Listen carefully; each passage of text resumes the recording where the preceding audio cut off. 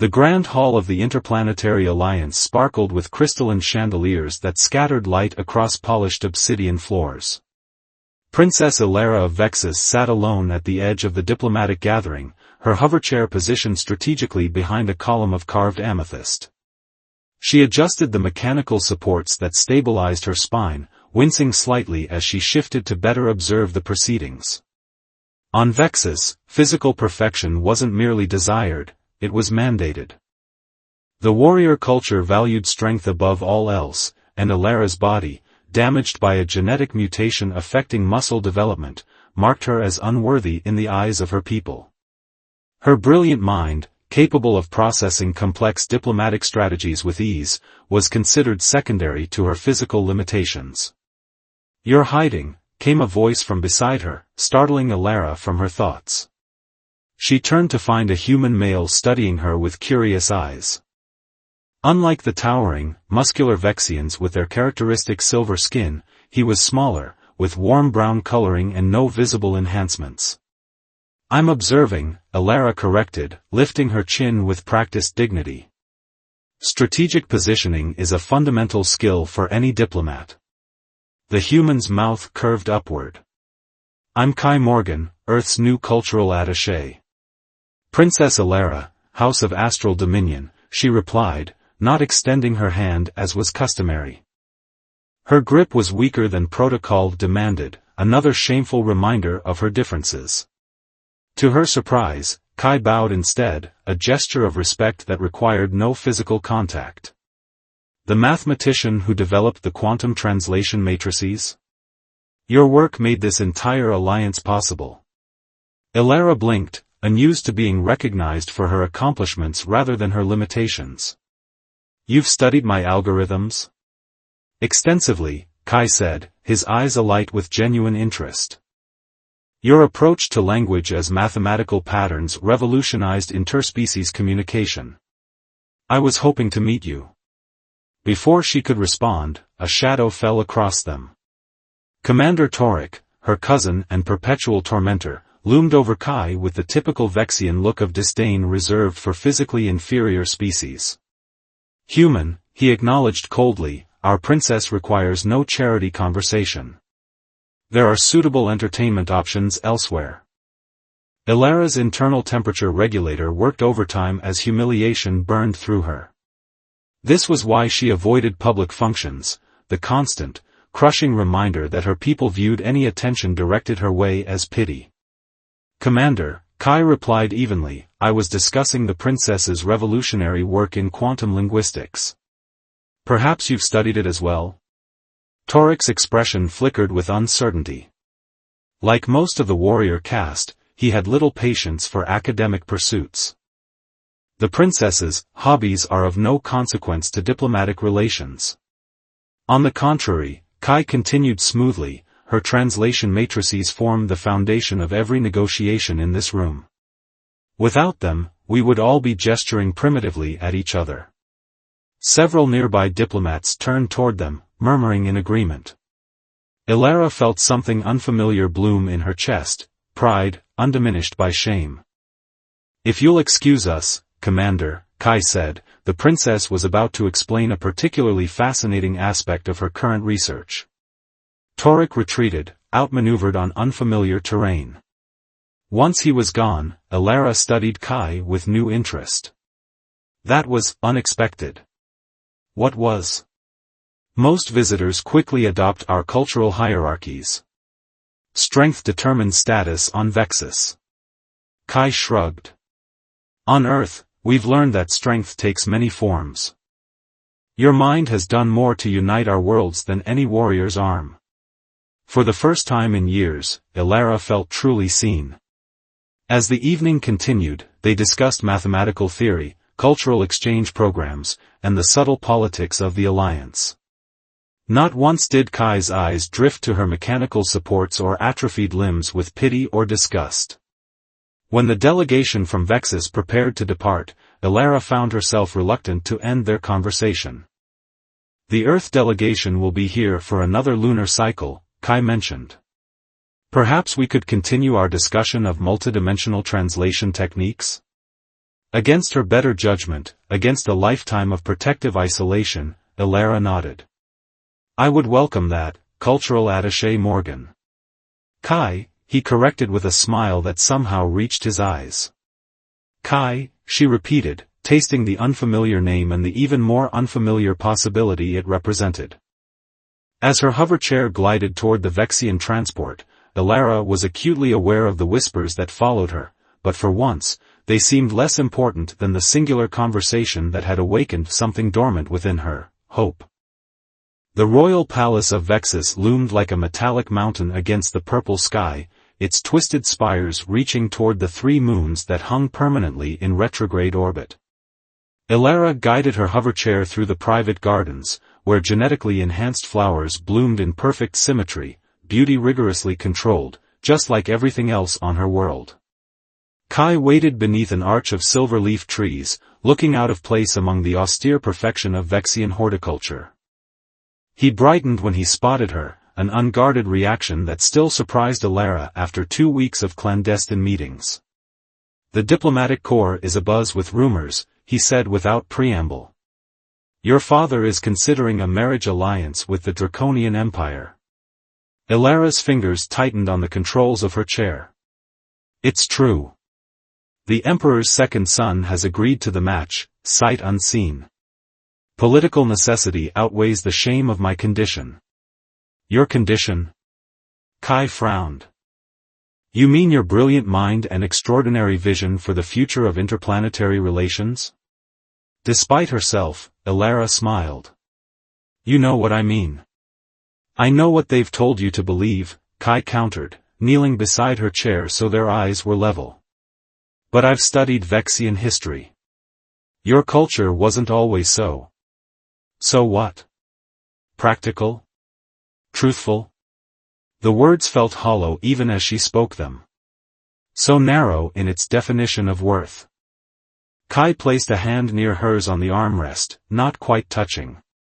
The ancient Vexian philosophers wrote about 9 forms of strength. Physical prowess was only one. Elara stared at him. How do you know about the 9 strengths? Those texts were suppressed centuries ago. Earth's archives contain manuscripts predating the martial Reformation.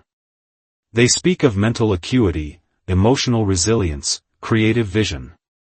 His eyes held hers. By those measures, you may be the strongest Vexian alive. Before she could respond, the garden's security field shimmered, announcing visitors. Elara quickly moved her chair back, creating a proper distance between them as 3 members of the royal guard appeared, led by Commander Torek. Princess, Torek said with the barest formality, your presence is required in the sovereign chamber. And you, he turned to Kai, are trespassing in the royal sanctuary. The cultural attaché is here at my invitation, Elara said, her voice steadied despite her racing pulse. We're discussing the upcoming linguistic symposium. Torek's eyes narrowed. Regardless, the king commands your presence. Alone. Kai stood, his posture relaxed despite the tension crackling in the air. Of course. Princess, perhaps we can continue our discussion tomorrow at the Alliance Hall? The princess will be occupied with marriage preparations, Torek interrupted. The betrothal ceremony to Prince Vorax of Draco will commence in 3 days. Elara felt her blood freeze. 3 days, not the customary 3 months. They were rushing the alliance, likely to prevent any interference. How fortunate, Kai replied smoothly, that I'll be attending as Earth's representative. The Alliance Charter requires all member planets to witness royal unions. Torek's jaw tightened. The human may attend the formal ceremony. Now, Princess, we must not keep the king waiting. As the guards escorted her away, Elara glanced back to see Kai watching her, his expression determined. Something unspoken passed between them, a promise, perhaps, or a challenge. The sovereign chamber pulsed with cold light when Elara entered. Her father, King Malthur, stood with his back to her, his massive frame silhouetted against the panoramic view of the capital city. You've been consorting with the human, he said without turning. Ilara positioned her chair at the formal distance. I've been building diplomatic relations with Earth's representative. Do not play word games with me. Malthur turned, his enhanced eyes glowing faintly in the dim chamber. You are to be married to Prince Vorax. The alliance with Draco will strengthen our military position against the Nebula Collective. Father, I've prepared alternative strategies that don't require. Silence. The word wasn't shouted, but it carried the weight of absolute authority. Your mathematical games and theoretical policies are amusing diversions, nothing more. This marriage is your only chance to serve Vexus with the broken body the gods gave you. The familiar pain washed over Ilara, but something new rose alongside it, anger, sharp and clarifying. My body may be limited, she said quietly, but my mind has created systems that transform our society. The translation matrices have increased trade by 300%. My economic models are irrelevant to your duty, Malthur cut in. You will marry Vorax. The Draconians care nothing for your physical form, only your royal blood and the legitimacy it brings to our alliance. And what of my consent? The question hung in the air, unprecedented and dangerous. Malthur studied her as if seeing something unexpected. Consent? You speak like the human now. On Vexus, we each serve according to our capacity. This is yours. When Ilara returned to her chambers, she found a small Earth device on her private terminal. A message from Kai glowed on its screen, 9 forms of strength. The strongest metal is forged in the hottest fire. She held the device, feeling its warmth against her palm like a lifeline in the cold certainty of her father's plans. For the first time, she allowed herself to consider the unthinkable, defiance. The betrothal hall gleamed with ceremonial weapons and battle trophies, symbols of Vexian might arranged to impress the Draconian delegation.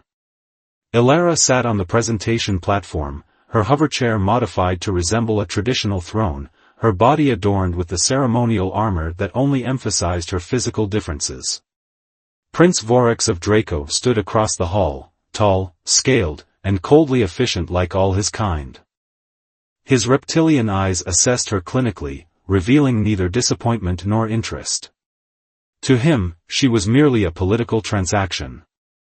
The House of Astral Dominion presents Princess Ilara, the royal herald announced, 16th generation of the pure bloodline of Vexus. The formalities proceeded with excruciating slowness. Ilara maintained her composure, her mind racing with calculations and contingencies. When the diplomatic representatives were called to witness the agreement, she carefully tracked Kai's position in the assembly. The Earth representative stepped forward when called, but instead of offering the customary acknowledgement, he spoke. Earth recognizes this proposed union, but requests clarification on a matter of alliance law. A murmur rippled through the gathered dignitaries. King Malthur's expression darkened.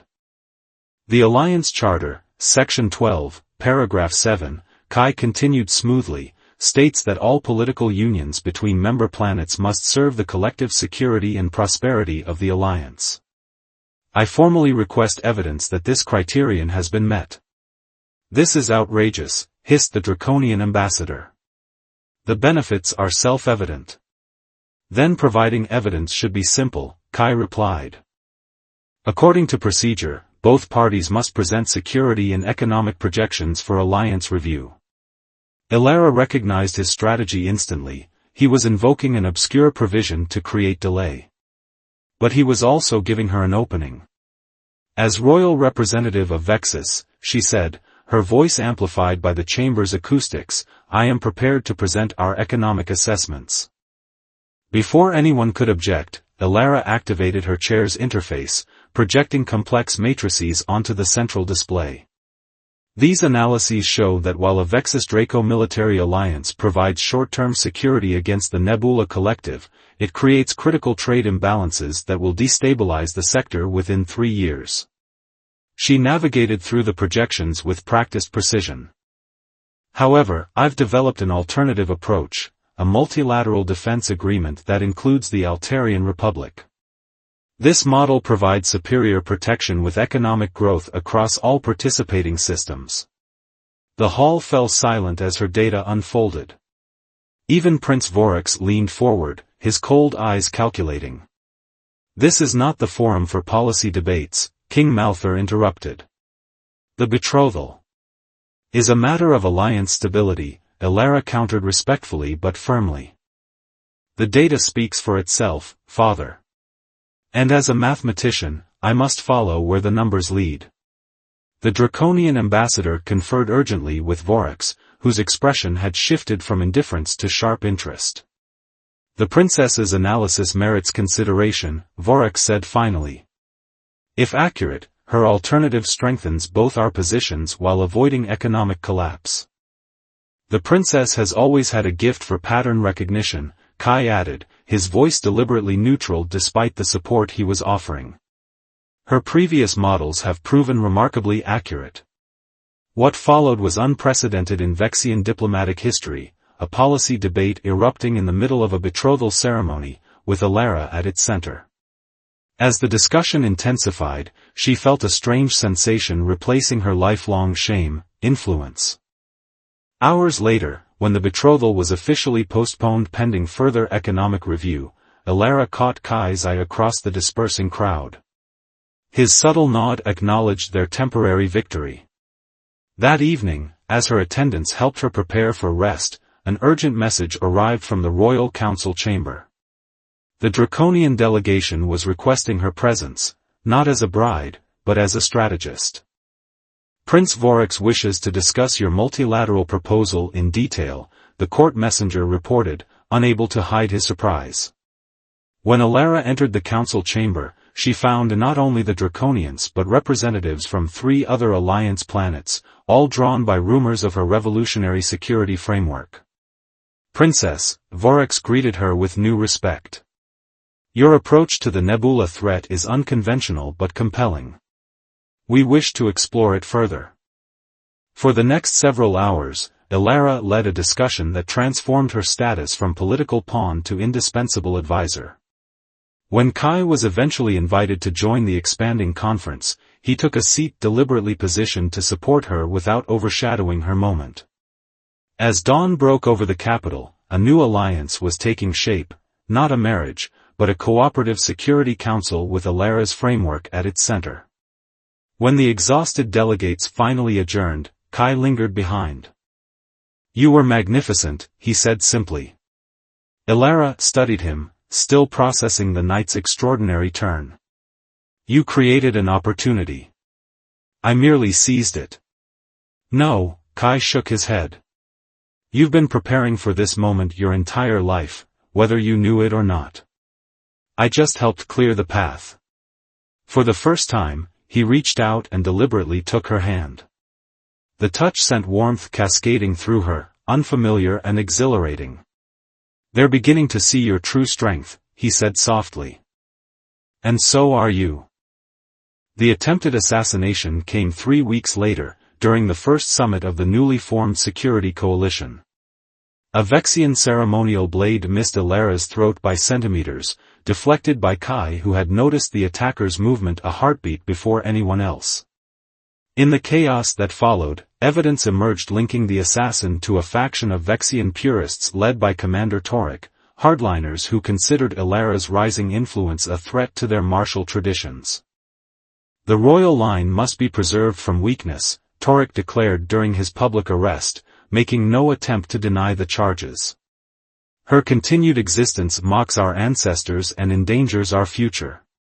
King Malthur, bound by Vexian law, had no choice but to order a full tribunal.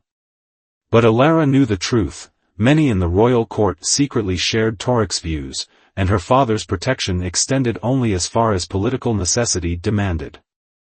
"You need to leave Vexus," Kai told her urgently in the safety of her private chambers, where additional security had been installed. "Until the tribunal is complete, you're vulnerable to other assassins." "If I flee, I confirm their narrative that I'm weak," Elara argued, even as she recognized the logic in his warning. Kai paced beside her hoverchair. This isn't about strength or weakness. It's about tactical retreat to secure a strategic victory. Something in his intensity made her pause. You know something I don't. I've received intelligence from Earth's security network. Torik's faction is larger than officially acknowledged. They're planning a coup, using the tribunal as cover. Ilara processed this information, running scenarios through her analytical mind. My father will likely be deposed but not harmed. Your elimination is their primary objective. The cold calculation of it struck her. Not because she was hated, but because she was feared. The realization brought an unexpected clarity. There's a research facility on Altair, she said after a moment. Technically neutral territory, but sympathetic to our coalition. We could coordinate from there while gathering allies. Kai nodded. I can arrange transport tonight. What neither of them anticipated was that they wouldn't be leaving alone. As they prepared for their covert departure, a delegation of young Vexian scientists, former students and colleagues who had worked with Ilara on various projects, arrived at her chambers. We received warning of the coup, explained Mira, a quantum physicist who had always treated Ilara with genuine respect. There are others like us, Vexians who don't fit the warrior ideal but contribute through different strengths. If Torik's faction takes control, they'll purge anyone who challenges their narrow definition of worth, Ilara finished, immediately understanding the implications. By midnight, their escape plan had expanded to include 12 Vexian intellectuals and their families, nearly 30 individuals who represented Vexus's scientific and cultural elite. This is no longer an escape, Kai observed as they boarded the unmarked transport. It's becoming an exodus. Ilara felt the weight of sudden responsibility. Or the beginning of a resistance. Their departure from Vexus went undetected, but word of the coup reached them before they cleared the system's outer boundary. Torik had moved more quickly than anticipated, seizing control of the palace and declaring King Malthur unfit to rule due to his corruption by foreign influences. He's using you as the justification, Kai explained grimly as they received the news. Claiming your father betrayed Vexian traditions by allowing your prominence. Ilara absorbed this with outward calm, though her hands trembled slightly on her chair's controls. Then I must become more than just a justification. I must become a counter-argument. The journey to Altair took 3 tense days, during which their small community began to coalesce around Ilara's natural leadership. Each refugee brought valuable skills and knowledge, and together they began formulating plans not just for survival, but for reclaiming their home. It was during the final approach to Altair that Kai found Ilara alone in the transport's observation dome, watching the stars streak by. You should rest, he said, taking the seat beside her hover chair. My mind won't allow it. She turned to him, her expression vulnerable in a way she rarely permitted. Everything I've known has collapsed in the span of days. Not everything, Kai replied softly. Something shifted between them in that moment, an acknowledgement of feelings that had been building since their first meeting. When Kai reached for her hand, Ilara didn't hesitate to take his. I never expected any of this, she confessed. For my entire life, I was taught that my only value was what little status my royal blood provided despite my body's limitations. The idea that anyone could see me as. She faltered. As what? Kai prompted gently. As desirable. As worthy of genuine affection. Kai moved from his seat to kneel before her, bringing their faces level. Ilara, from the moment I met you, I've been in awe of you. Your mind, your courage, your compassion, they're extraordinary by any world standards.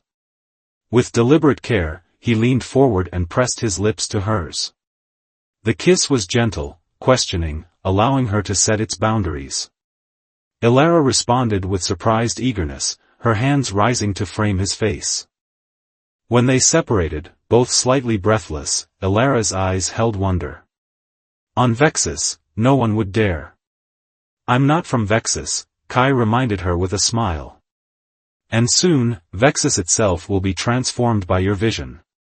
As Altair's gleaming surface came into view below them, Elara felt something powerful take root alongside her analytical plans and strategic calculations, a personal revolution to match the political one they were about to undertake. Yes, she agreed, looking from Kai to the stars and back again. It will.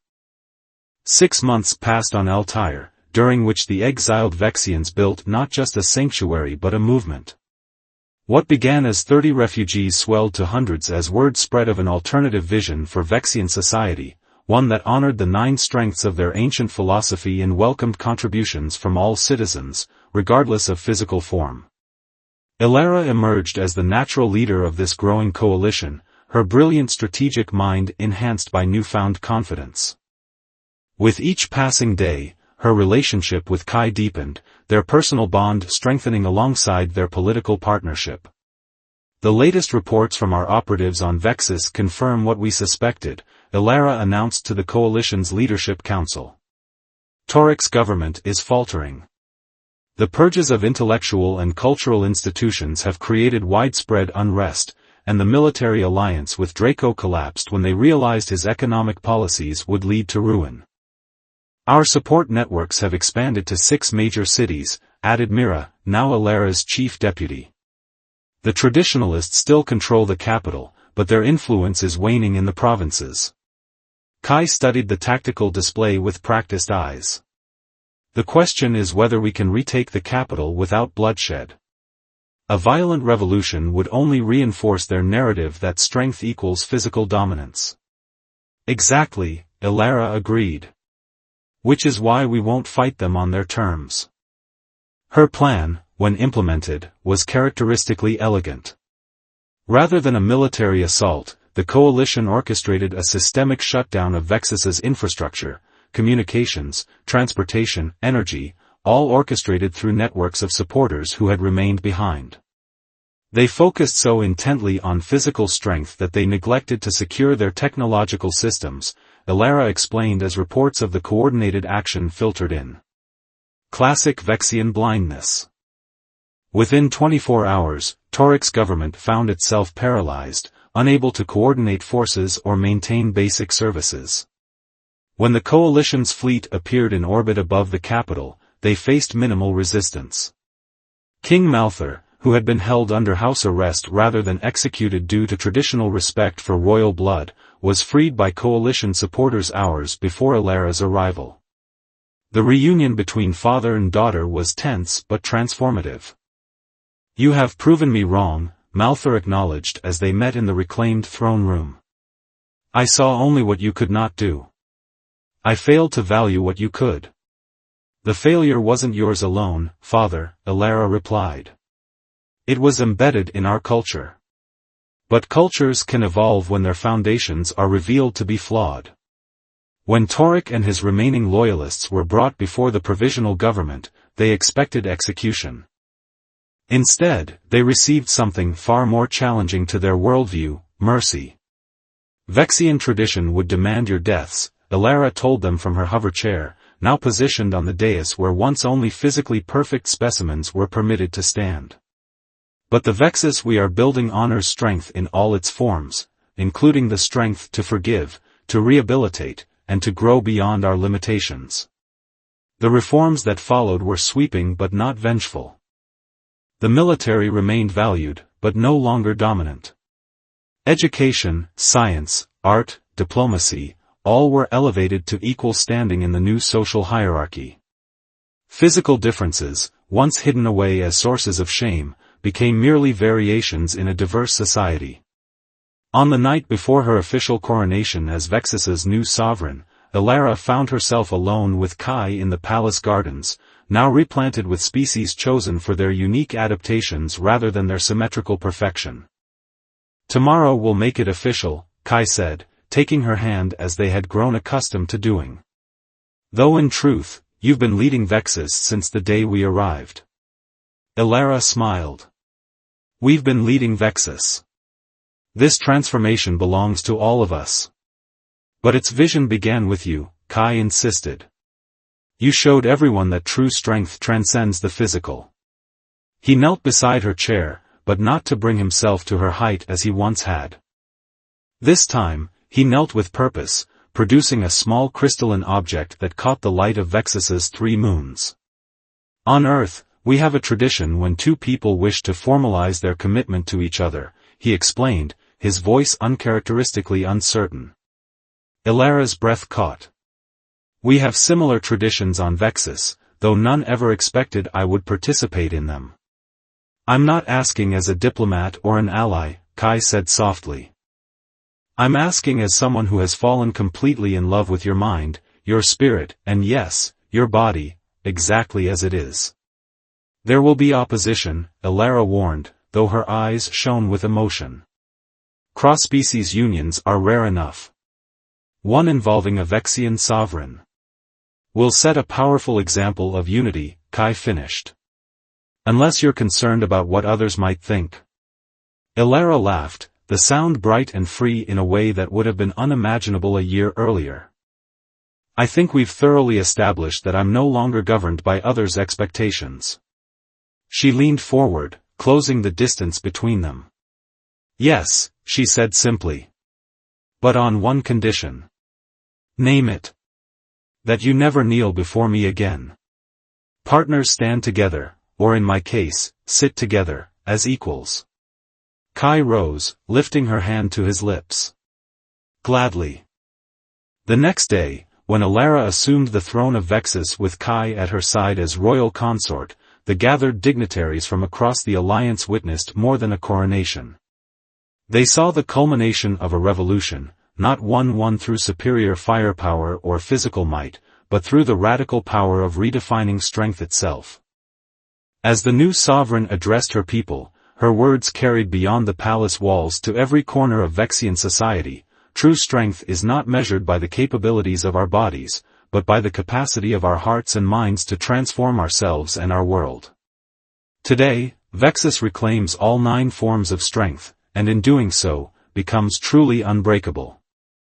In the years that followed, historians would mark this moment as the beginning of Vexus's golden age, an era when a princess once defined by what she could not do revealed to an entire civilization everything that it could become.